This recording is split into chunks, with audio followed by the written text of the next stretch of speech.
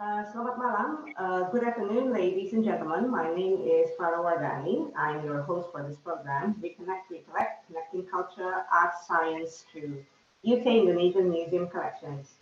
ReConnect, Recollect is a series of research seminars and creative laboratory program that will create dialogues and connect expertise between a range of heritage practitioners and researchers from the UK and Indonesia, as well as a network of curators and artists from both countries. It is made possible by British Council Grant Connection to Culture 2023, and I would like to give special thanks to Direktorat Jenderal Culture of Indonesia, Museum and Cagar Budaya and Indonesiana.tv, as well as most especially Science Museum Group London for tremendous support and collaboration for this program. This is our introductory session that serves as a keynote for the whole program that will take weekly until April. I am here with my collaborator, Dr. Scott Anthony, Head of Research and Public History of Science Museum Group London. And we are having our speakers, Dr. Tim Boone, Head of Research and Public History of SMG, and also Mr. Zamrud Satyanegara from Museum and Cagar Budaya.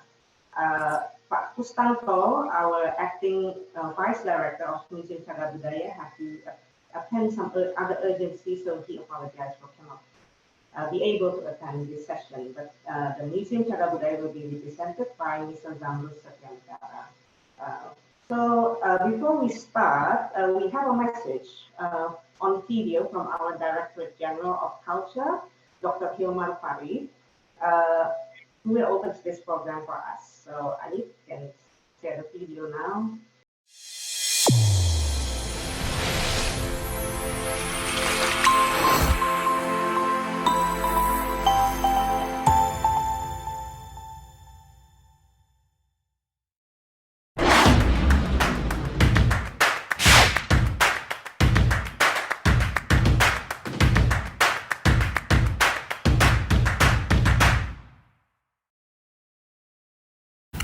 Selamat malam, salam budaya. Pertama-tama terima kasih untuk undangannya berbicara pada kesempatan ini.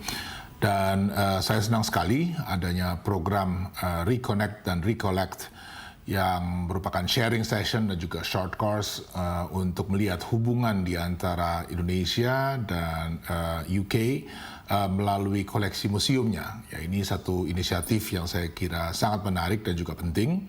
Karena di Indonesia sekarang ini kita sedang melakukan transisi kelembagaan dari museum-museum kita. Dan nanti ada Pak Pustanto, beliau ini mewakili museum dan cagar budaya kita, bisa menjelaskan lebih detail seperti apa transisi kelembagaan yang sedang terjadi. Tapi dalam kesempatan ini cukup saya sampaikan bahwa upaya untuk mengenali koleksi kita secara mendalam masih terus perlu dilakukan. Ya, seperti diketahui, Museum Nasional yang merupakan museum terbesar di Indonesia memiliki koleksi lebih dari 120.000 item dan sampai saat ini masih banyak ya yang perlu dipelajari, perlu dipahami, perlu dimengerti. Dan saya kira melalui kerjasama ini melakukan sharing antara para ahli yang terlibat di dalam dunia permuseuman, kita bisa saling belajar ya untuk memaknai koleksi yang kita miliki.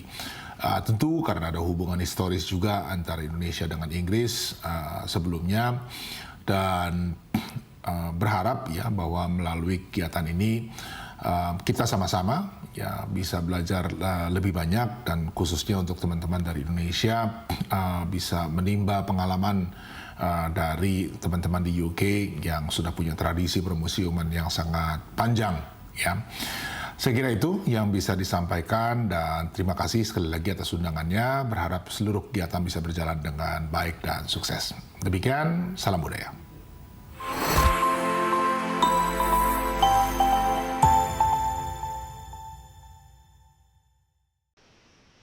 Thank you so much for Bapak Dirjen Kebudayaan, our Director General of Culture of Indonesia, Dr. Hilmar Farid, for the message. I think I summarized a bit of in English of what the message of Pak Dirjen So basically, it's related to how this program is a response to the transformation of the museum in Cagar Budaya. It's basically an integration of museums under the Ministry of Culture, Education, Research and Technology. So it's a bit kind of like the science museum group. So it's a group of integrated museum developing the cultural heritage collection of Indonesia, as well as also heritage sites. And the proposed future transformation and expansion of Indonesia's museum sector demand for better, more informed exhibition content and a more professionalized museum practice. So with a focus on museum on art, science, and technology, this program tries to explore approaches and opportunities that exist and especially for Anglo-Indonesian collaboration, creating innovative collections research, as well as wider social and cultural utilization of historic collections and digital projects. So without further ado, I would like to, after Pak Dirjen, I would like to allow, give the chair to Mas Zamrud Satyanegara, to introduce Mas Zamrud. Mas Zamrud is one of our custodian of culture, that's for Pamong Budaya.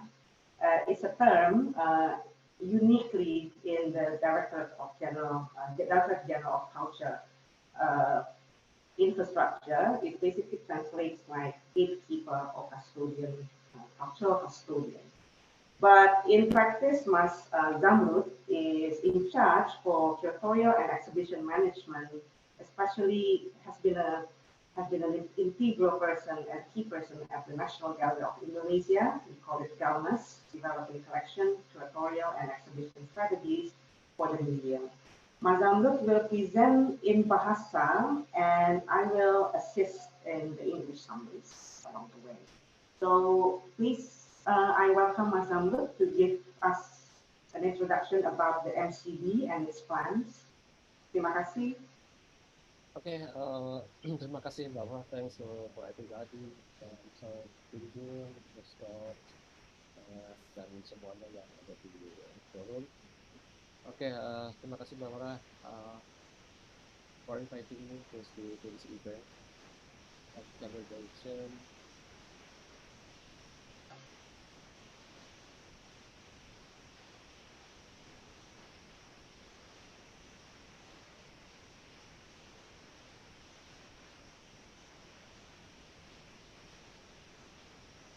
Oke, Mbak Farah?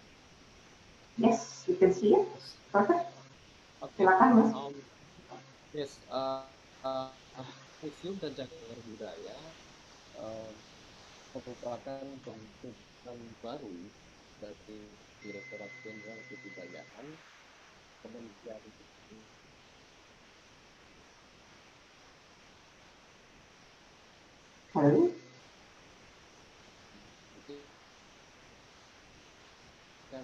dan Budaya. Mas Zamrud suaranya agak yang menjadi Oke, aman Mbak Farah? Iya, aman banget. Oke, great. Oke, Museum dan Cagar Budaya adalah lembaga bentukan baru dari Direktorat Jenderal Kebudayaan, Kementerian Pendidikan Budaya Riset dan Teknologi, yang kita sepakat bahwa lembaga ini, Museum dan Cagar Budaya, menjadi sebuah babak baru bagi pengelolaan museum-museum dan cagar budaya. Paling tidak ada 14 museum dan 31 cagar budaya, mudah-mudahan akan terus bertambah, gitu, yang terakomodir dengan pengelolaan dengan orientasi yang sangat memberikan peluang yang sangat terbuka kepada semuanya, baik itu dalam bentuk kerjasama, pengelolaan sistem, dan yang lain-lain. Ini benar-benar menjadi babak baru bahwa 14 museum dan 31 cagar budaya itu terkoordinasi dalam satu sistem, satu pintu kalau kami mengatakannya. Bukan hanya sekedar menjalankan amanat undang-undang saja MCB ini, Museum dan Cagar Budaya, tapi menjadi sebuah motivasi bersama bahwa segala sesuatu akan segera berubah. Oke. Mungkin aku Yep. ringkas dulu. Okay. So to summarize from Mas Zamrud, so museum in Cagar Budaya, it literally translates as museum and heritage, and museum and cultural heritage. So it's a new flagship institution, and it's actually very, very new. So it just started last year, right, Mas Zamrud? So this is a new structure that integrates 14 museums, 14 national museums, and 31 heritage sites, national heritage sites of Indonesia, in one gateway, in one system, and in one integrated infrastructure uh, that are expected to build new directions of how we engage and collaborate, educate, and also develop international partnerships and exchanges from this new flagship. Itu dulu Mas, boleh lanjut? Oke. Ini beberapa koleksi. Tadi Pak Dirjen sudah menyebutkan ratusan ribu koleksi yang ada di museum-museum dan cagar budaya. Di museum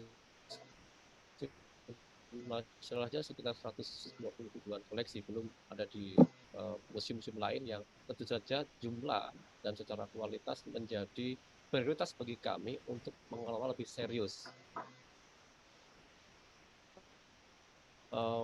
Dari museum nasional dulu tentang koleksinya.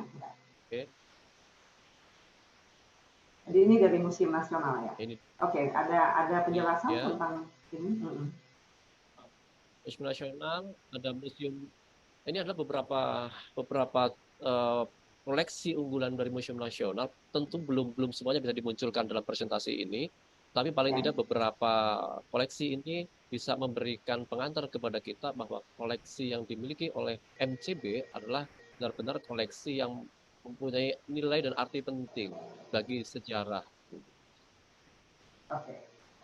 So for National Museum of Indonesia alone, which is under the Museum and Cagar Budaya, right now they are managing and trying to develop new systems of collection, which comprises I think for Museum Nasional only, it's 120,000 collection, and as you can see here, it's housing like the national cultural heritage collections, especially from the I think from prehistoric to 9th century to the modern. And this is the National Museum of Indonesia collection, and I think Mas Zamrud also has other samples of collections from other museums. Boleh lanjut, Mas Zamrud? Oke, ini adalah beberapa karya koleksi dari museum-museum yang dua ICP, ada Galeri Nasional Indonesia dan Museum Basuki Abdullah, memberikan pengantar saja kepada kita bahwa karya-karya koleksi modern dan kontemporer menjadi salah satu rujukan untuk pengelolaan koleksi MCB yang nantinya bisa dimanfaatkan lebih lanjut. Okay, so this is some of the collection from the National Gallery of Indonesia. So it's another gallery, it's another museum specializing on modern art. And this is a Galeri Nasional Indonesia dan Museum Basuki Abdullah. It's another sister museum that specializes on modern and contemporary art. So the system, the collection system actually takes on much from the collections management system from these modern art museums that the MCB is now trying to integrate into the whole collection infrastructure. Boleh lanjut, Mas Zamrud? Dan ini adalah bagaimana upaya kami untuk mempresentasikan event, mempresentasikan karya-karya ke dalam pameran-pameran, baik pameran temporer maupun pameran tetap. Tapi ini pastilah menjadi pemantik buat kita bagaimana presentasi dan presentasi karya maupun koleksi yang ada di MCB itu menjadi orientasi penting terhadap perubahan yang sangat besar nantinya yang akan dilakukan oleh MCB. Okay, so as well as the collection management system, the MCB also tried to develop new innovations on exhibition making and exhibition strategies on how to exhibit the collections and develop narratives in different or new innovative ways. Like we can see here, it's like one of the exhibition at Galeri Nasional, and the others are from Museum Nasional Indonesia as well as Stovia.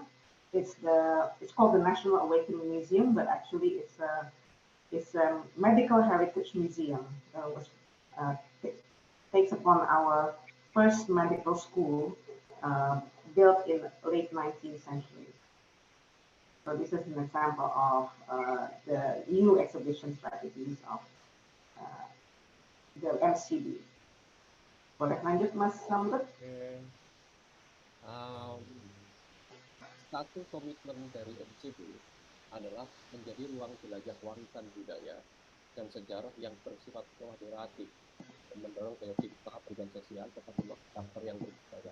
Ini adalah komitmen yang dibentuk sebagai misi lembaga museum dan cagar budaya.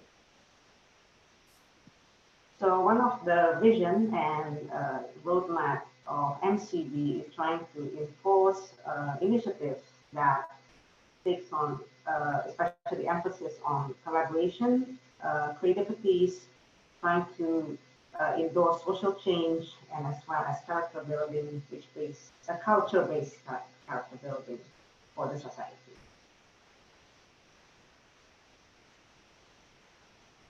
Oke, Cagar Budaya memiliki misi, salah satunya adalah tentang pengelolaan koleksi cagar budaya dan bangunan sejarah yang berkelanjutan, kemudian pelayanan dan pelibatan masyarakat secara terpadu, transformasi pengembangan wawasan, mengedepankan pengembangan wawasan melalui praktek edukasi inovatif dan pembangunan komunitas.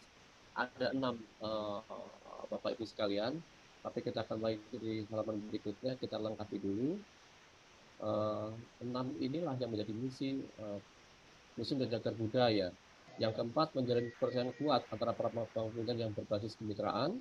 Yang kelima, mewujudkan ruang ekspresi dan interaksi budaya yang inklusif dan mudah diakses. Mewujudkan tata kelola kelembagaan dan pengelolaan sumber daya manusia yang tangkas dan berarti pada dampak yang berkelanjutan.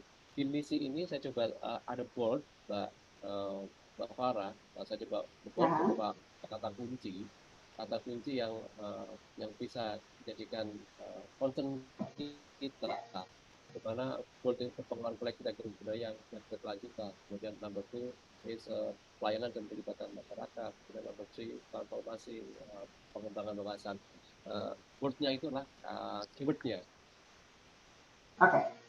Yeah. So there are 6 pillars of the roadmap in terms of practice, in terms of museum practice that is now being developed by MCB. And I will only mention the keyword is that we are touching upon collection, heritage management, sustainable heritage and collection management, community engagement, and community service, and transformation on education. And then I think the 4th, then Madam Ruth can go to the next slide. Boleh ke slide yang berikut, atau sebetulnya yang keempat, Mas. Hello? Okay. Okay, and the 4th is a good faith on collaboration between policymakers and manifesting space for expressions and cultural interactions, which emphasis on inclusivity and accessibility, and realizing good governance and institutional management, as well as resource, which has sustainable impact. I do think that I hope I translated well. That is my translation of institutional translation, but I do hope that could give an idea for everyone. Okay, Madam Ruth, boleh lanjut? Dan ini adalah penguatan dan optimalisasi yang saat ini sedang dilakukan oleh Museum dan Cagar Budaya. Pada prosesnya saat ini pada pengolahan data, kemudian pengembangan manajemen strategis, dan yang ketiga implementasi business plan. Okay, so the process that also that has been undergoing in MCB is now actually like a great work of like major data processing, especially related to the collection, strategic management development, and business plan implementation. Boleh lanjut? Oke, kemudian berlanjut pada praktek yang dilakukan oleh Museum dan Cagar Budaya adalah memulai untuk melakukan cetak biru, tata kelola koleksi, kuratorial, kota pamer dan edukasi, dan pemanfaatan teknologi dan data, kemudian kepada branding atau identitas dan panduan komunikasi. Aku lanjut dulu Mbak Farah, ini ada 6, jadi peningkatan pengalaman pengunjung, kemudian keterlibatan kepada publik yang melibatkan program kampus merdeka nantinya, dan yang terakhir yang ke-6 yang sedang dilakukan prosesnya adalah pengembangan kemitraan saling menguntungkan. Okay, so right now to start the implementation, the MCB is developing blueprints and grand design of the collection, curatorial, exhibition, and educational development, and also the blueprints of technological and data innovation, as well as branding, institutional branding, and lanjutnya tadi boleh slide berikut, and also audience engagement and physical experience, as well as integration with universities and academies with different educational and collaborative educational academic programs. And this one actually, like the last one, is like what we are doing here is developing international and national mutual partnerships. Oke, karena bergeser pada pembangunan koleksi dan warisan budaya, kita coba mengulas lebih dalam lagi tentang pengembangan koleksi dan warisan budaya. MCP yang dilakukan kemudian melakukan asesmen dan pemetaan potensi. Pemetaan potensi dan asesmen yang dilakukan ini lebih terkonsentrasi kepada pengelolaan koleksi museum dan cagar budaya. Lanjut berikutnya Mbak Farah, terhadap tata kelola koleksi kuratorial dan tata pamer edukasi yang dilakukan adalah dengan cara peningkatan kapasitas SDM, sumber daya manusia, kemudian standarisasi layanan. Yang dilakukan target kita, standarisasi layanan, kemudian standarisasi tata pamer, kami akan menjangkau dalam taraf standarisasi internasional yang bisa dilakukan oleh MCP agar publik menjadi audiens yang kemudian mereka memiliki pengalaman, kemudian memiliki peningkatan knowledge lebih lanjut. Kemudian juga pembuatan sistem terpadu dan terintegrasi, serta yang pasti harus dilakukan adalah perubahan atau perbaikan pada sarana dan prasarana. Oke, aku balik lagi ke atas nih, Mbak Farah, asesmen dan peta potensi. Okay, so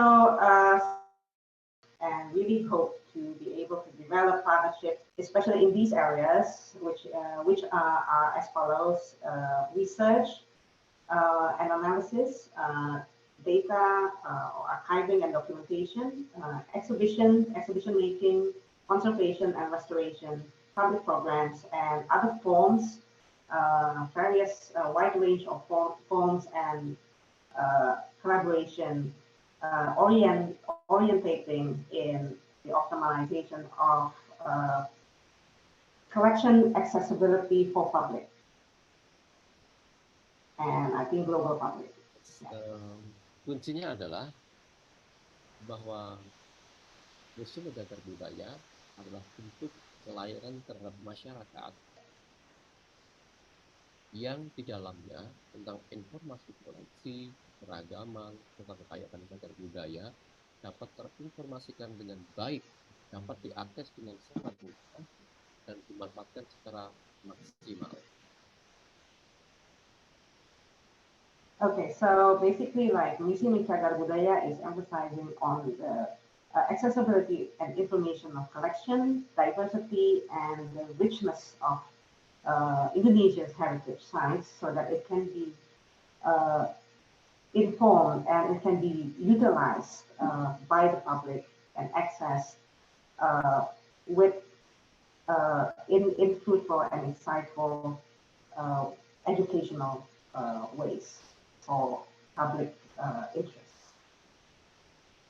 Oke, yang akhirnya adalah pencapaian pada pengalaman pengunjung yang terbaik dan didapatkan oleh publik, kemudian juga peningkatan pengetahuan, peningkatan knowledge bagi publik yang berkelanjutan. Silakan Mbak Farah, setelah ini mungkin hanya statement saja. Silakan Mbak Farah. Yeah, so the end goal is also to give the best experience for audience and public visitors, and as well as improvement of public knowledge or public education, sustainable public education. Yeah. Oke, Mbak Farah, Bapak sekalian, museum dan cagar budaya pasti tidak akan bisa berdiri tegar, tidak akan berkelanjutan dengan jangka cukup panjang tanpa dukungan. Oke, Mbak Farah, Bapak sekalian, museum dan cagar budaya pasti tidak akan bisa berdiri tegar, tidak akan berkelanjutan dengan jangka cukup panjang tanpa dukungan dan tanpa kerjasama yang baik dengan sekolahnya, dan juga tanpa keterlibatan dan berbagi sekalian. Harapan kami adalah dengan awalan museum dan cagar budaya, lembaga ini membuka kesempatan yang sangat luas dan sangat besar terhadap kerjasama, terhadap peran, dan tentunya juga masukan dari publik kepada kami, agar kami akan mengawal lebih maksimal terhadap berjalannya museum dan cagar budaya, karena museum dan cagar budaya adalah milik kita semua. Terima kasih. Thank you. So I'll summarize from Mas Zamrud. So essentially, Museum Cagar Budaya cannot stand alone, and especially with such quite a great change in the whole museum infrastructure, and now being the flagship institution, MCB is very open for collaborations, knowledge sharing, and also support, and are very and expect much exchanges that come ahead, whether nationally, whether with individuals or with institutions, and also for international partnerships, and especially like with the mission to deliver the best for the public, as the collection or the cultural heritage belongs to the public. I think that's okay. Terima kasih, Mas Zamrud. Thank you so much, Mas Zamrud, for the presentation on MCB. Just to inform everyone that more detail on collection development of MCB will be presented by Dr. Sadia Bunstra, who's spearheading the collection research and development of MCB on the research seminar 3 session, Tuesday next week, 31st of March. So stay tuned. Okay, so from here I hand over to my collaborator, Dr. Scott Anthony from Science Museum, who will introduce Dr. Tim Boone, Head of Research and Public History, Science Museum. I hand over to Scott, please. Yes. Selamat datang. Good afternoon, everyone. Thank you so much for that presentation from the MCB. It's very exciting to hear about the range of plans and initiatives in Indonesia. It is absolutely my pleasure to introduce Dr. Tim Boone from the Science Museum Group in the UK. Just to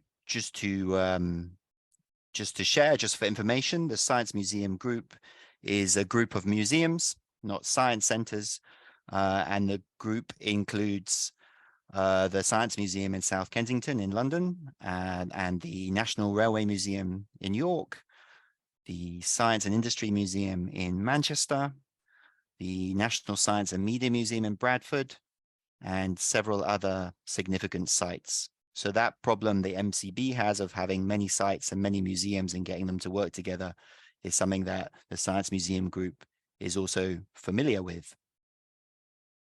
Let me just say that Dr. Boone is a historian of the public culture of science and was president of the British Society for the History of Science between 2018 and 2020.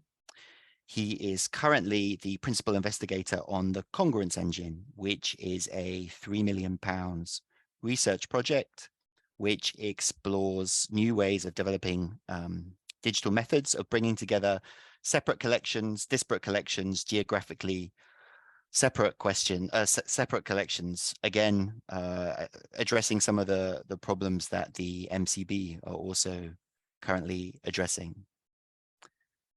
For this and many reasons, Dr. Boone is the perfect guest for closing this session, since he became the head of research and public history at the Science Museum Group in 2011. Having previously been the chief curator, he has revolutionized the place of research in the museum group, for example, by inaugurating postgraduate MA teaching classes, by having a cohort of PhD researchers embedded in the museum group and in universities, and also in devising and developing very successful research bids that have had a big practical output on the operation of the museum group. As I said, it's my delight to introduce him. And with that, I say, thank you, terima kasih. Thank you very much. I will just share my screen.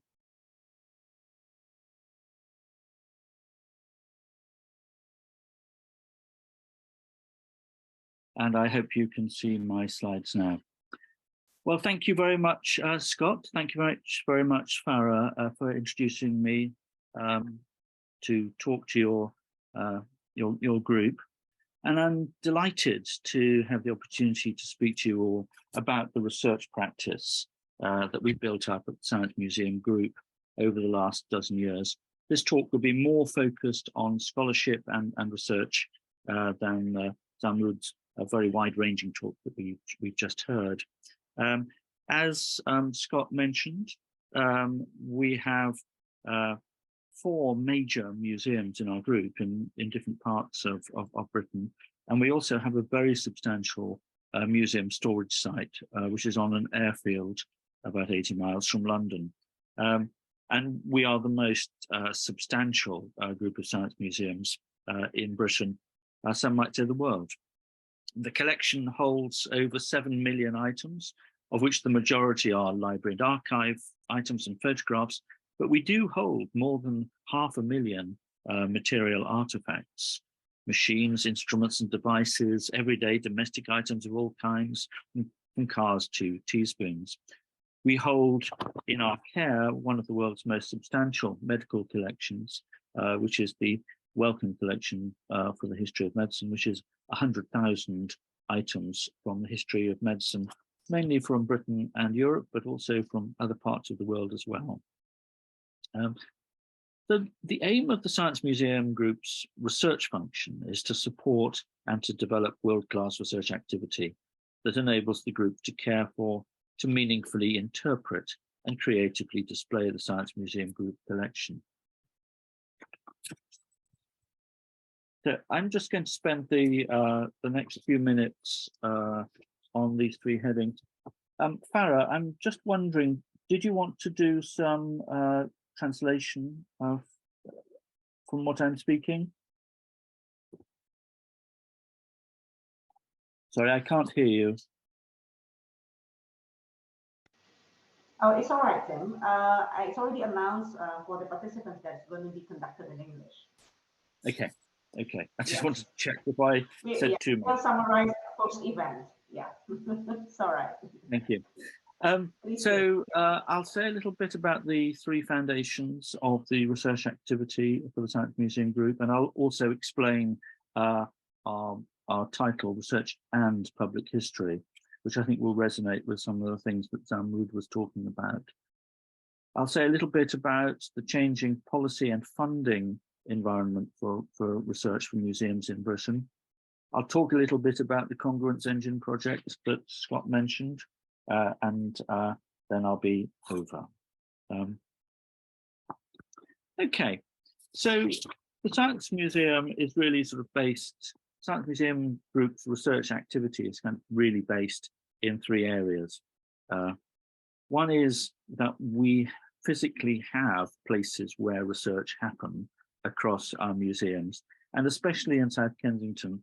Here you can see, in the upper image, you can see a picture of our library reading room, and we use that as a symbol of our research activity.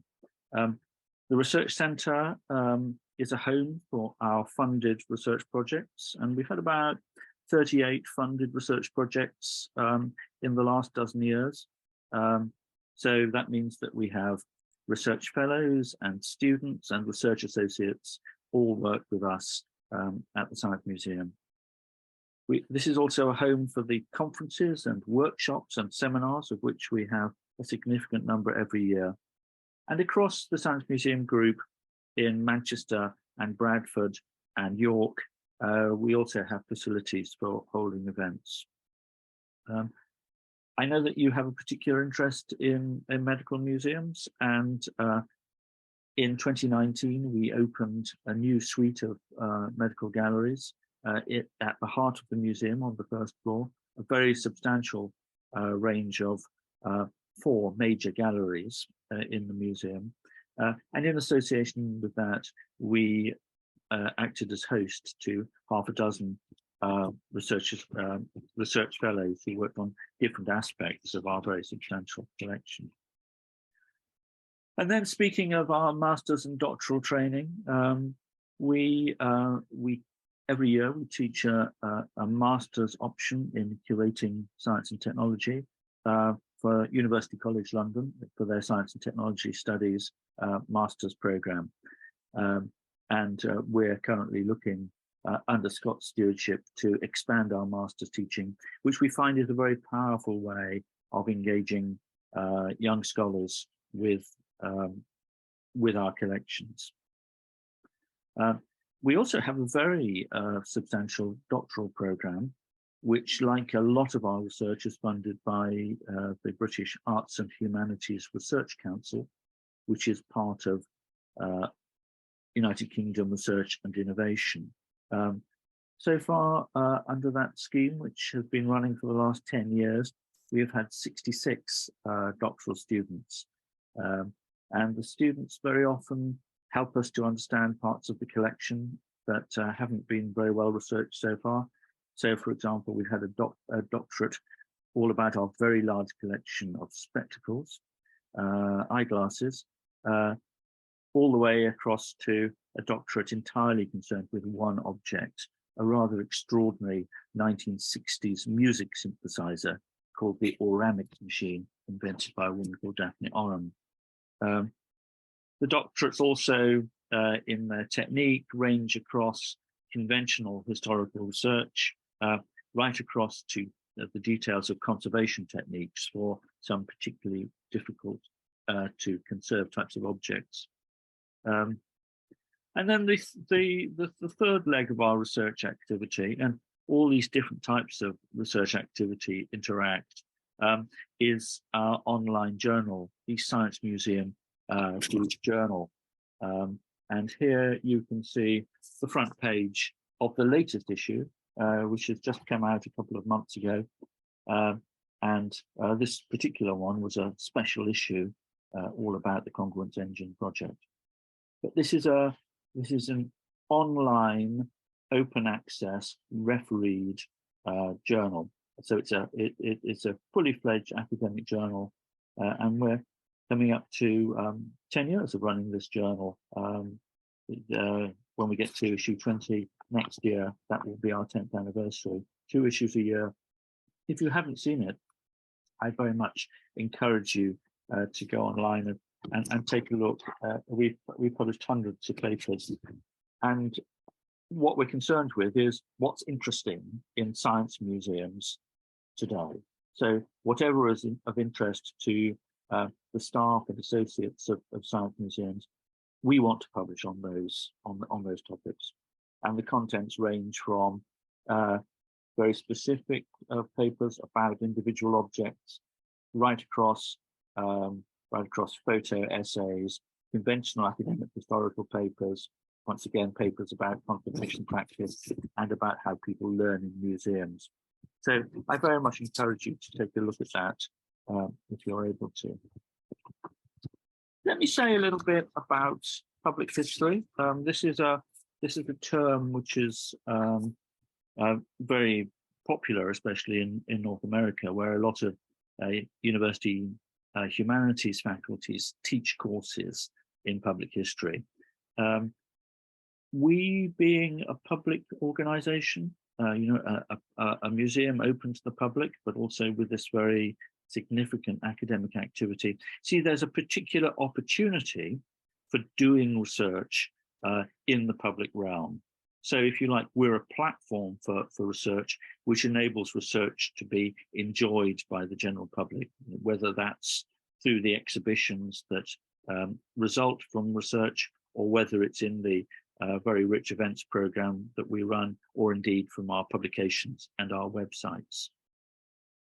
But public history for us has also been a type of audience study, because of course our collection is a very substantial historical collection. I mean, it has historical material which dates back to prehistory, but has a big the main parts of the collection are focused on the 19th and the 20th centuries. These are times which are quite remote from the experience of a lot of our visitors, and yet people come and enjoy looking at our exhibitions. So the type of research we've done in public history has very much been to understand how people understand, to gain an understanding of how lay people think about the past of science. So we have done some participatory projects where we've worked with lay people to help them to understand how they think about the past. And the third element of this public history is to do historical work ourselves on the public culture of science. And so we've done quite a lot of work on, for example, on the history of science museums and the history of differing display conventions. And that's a regular feature of our journal. Okay, I said I'd say a little bit about the research funding situation in the UK. Now, we're very fortunate, we understand this, from talking to people in other countries. We're very fortunate with the amount of academic research funding that is available to major heritage organizations. We're lucky enough to have gained in 2009 a special status of UK research and innovation, and this is called Independent Research Organization status. What that means is that we are entitled to apply for research funding to the British Government Research Councils. And that has enabled us to do a huge amount of the research that we've done, including, for example, the doctoral projects. This is a status that you have to apply for. You have to show that you're an organization that is already research active and has a significant number of researchers. As I say, we did that nearly 15 years ago now, but this has been very powerful for us.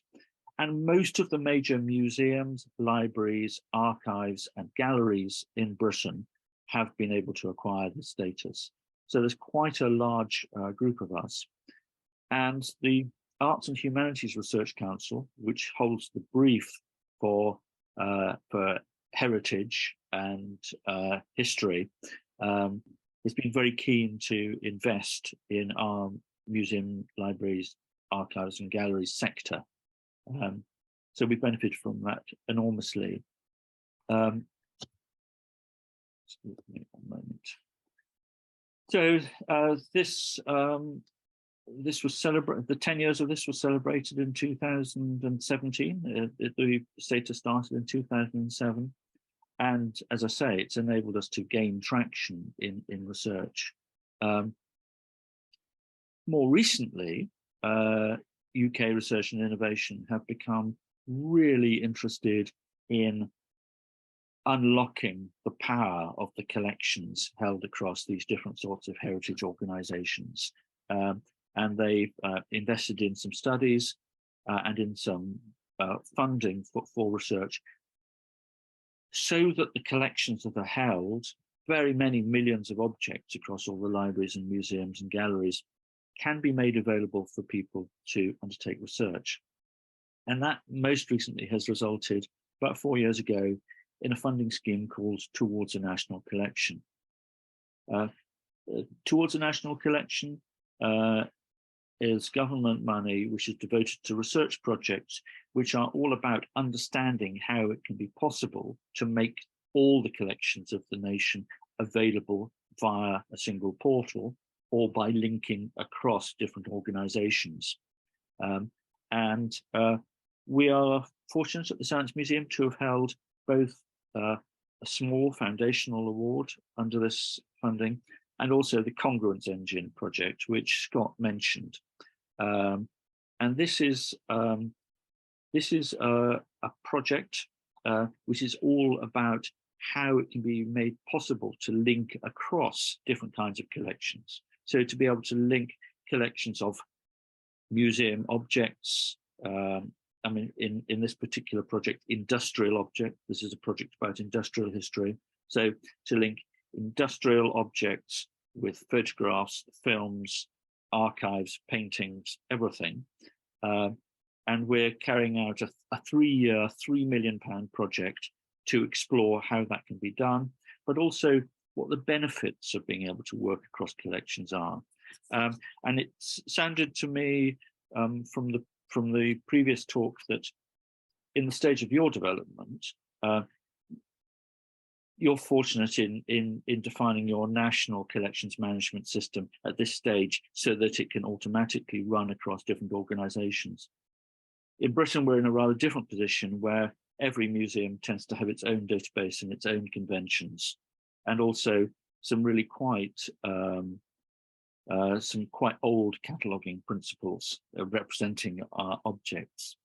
So this 3-year project, Congruence Engine, is developing a set of techniques for linking across collections, and the results will be seen in a series of publications and also in some digital exhibitions that we will be showing at different venues in the country. And so that brings to an end what I promised to talk about, and I can see I'm just over the 15-minute mark that I was asked to speak to.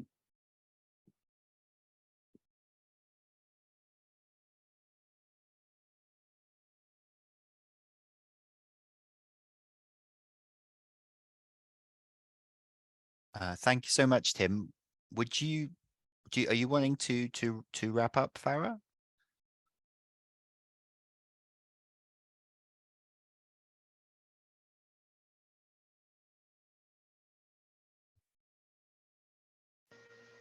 Okay, great. Thank you so much. Thank you so much, Tim, for this, sharing with us the behind the scenes of the Research and Public History Department of the Science Museum Group. We especially, I feel like this is maybe this is kind of like the first time, that sharing of Science Museum, and especially on research and how actually in Indonesia we don't really have that kind of format of a museum on science. We do have like zoological and botanic and also conservatories and also laboratories and research centers. But like Scott said in the beginning, that the Science Museum actually it's a museum dedicated to the presenting science to the public and how to exhibit science to an audience. And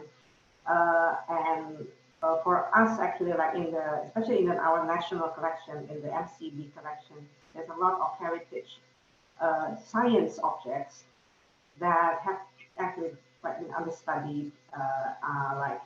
There's so much potential of research on the objects that actually, like some of the speakers on the next on the research seminars in the following days will share as well. So it is our pleasure and our privilege to hear from you and share like some of it of the methods and also the situation as well as innovations that have been done by the Science Museum, like for example, like the Congruence Engine project. I think that Scott can also probably add on about how actually like the research department has been working on trying to make trying to create new strategies or new exhibitions and research on science and heritage and historical collections. Would you like to add, Scott?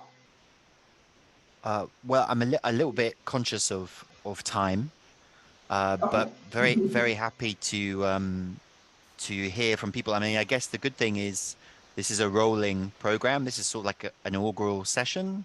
And I know, for example, tomorrow we have several Indonesian practitioners presenting in our lunchtime seminar, which is at 1 o'clock UK time. So I guess 8 p.m. Jakarta time. And be great to have a range of people there. I'm really looking forward to that. And then next week we have some interesting case studies of research being done in the UK. So for example, there's someone presenting on an exhibition about the future of food, someone presenting on Kenwood food mixes and what we do with that research in the museum, and also on photography and sort of science visualization and how that can be useful. So perhaps that's how I'd like to finish, by signposting very interesting program of events. And thank you very much for involving us, Farah. Yeah. Thank you so much. There are some questions, actually, like one question actually very much directed to, I think it's for National Gallery, and I don't think that is, I think I can actually ask the National Gallery directly about like the exhibition, about the temporary exhibition. And the other questioner asked whether the presentation materials can be sent to participants, if that's okay. I might probably like ask Ms. Mazambut and Tim first whether the PDFs can also be sent to participants as references if allowed. So we will update you for that.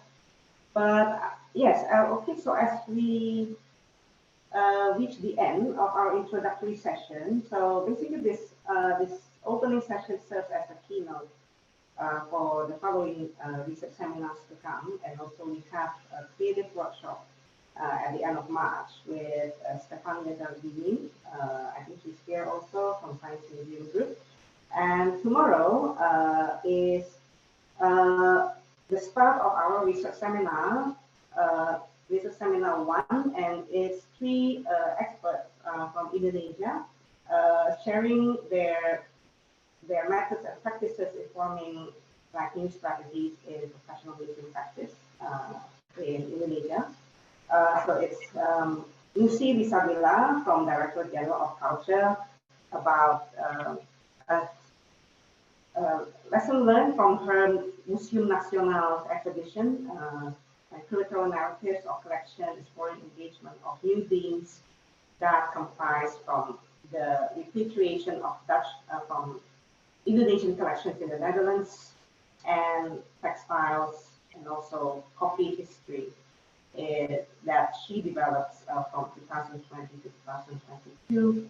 And we also have a curator from Bali, Sugiranus, about translating heritage science in the Balinese Lontar manuscripts and empowering Balinese youth by participatory research on the Lontar manuscripts. And we have Dr. Alessandro Supartono from Napier University about reconstructing Indonesia's colonial photography archives and decentralizing heritage content through the perspective of digital art history. And it will be chaired by Kathleen Watermichael, who is here with us now. Kathleen from Research Department, Science Museum Group. So that will be the session for tomorrow, and that's the first research seminar. So we look forward to having you again for our programs. And there are 3 research seminars and sessions of creative lab along this March and early April. I especially thank you, especially like Mas Zamrud, and also everyone from the Directorate General of Culture and MCD, and also fellows from Science Museum Group who attend this event, and most especially Tim and Scott for your presence and sharing your expertise with us. Thank you so much, everyone, and see you tomorrow. And look forward to the updates in the social media of indonesiana.tv. Thank you. Thank you. Thank you, Farah. Terima kasih semua.